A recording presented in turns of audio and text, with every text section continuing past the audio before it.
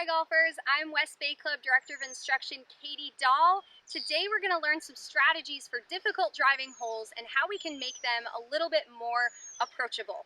So we're here at the beautiful 18th tee box at West Bay Club, and this one can be a challenging hole. We've got water on the right, we've got trees on the left. It can be a bit intimidating.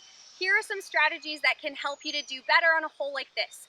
So one thing that I notice is a lot of players will get off the cart and they're going to tee up pretty darn close to the cart path here.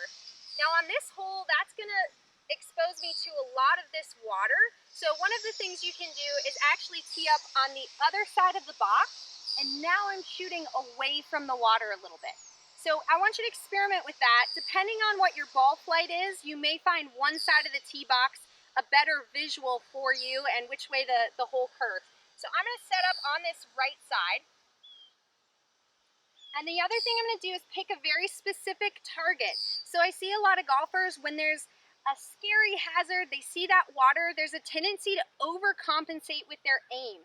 So sometimes a player will aim really far the other direction, and they actually are going to cause themselves to hit a poor shot because their brain and body knows they don't want to send it quite that far over. So we're going to pick something specific. Instead of just saying, stay away from that water, we're going to pick something specific. So I've got the tops of the tree picked out right over here. I can see a little zone where I want my ball to fly.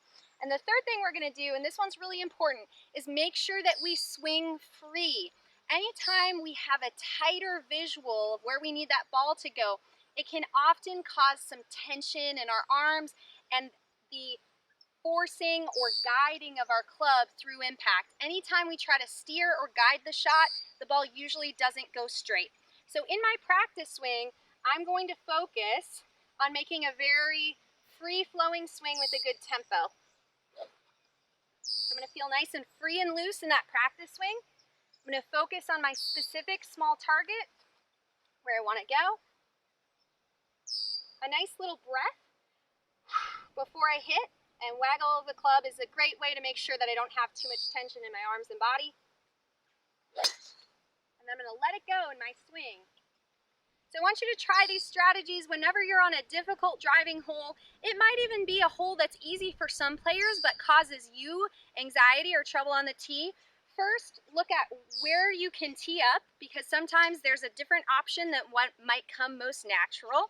Then we're going to go ahead and get set up with that specific target, and then we want to make that nice free-flowing swing. We're not trying to steer or guide, we're letting that swing go, and that's going to give you your best drives even on those visually intimidating holes.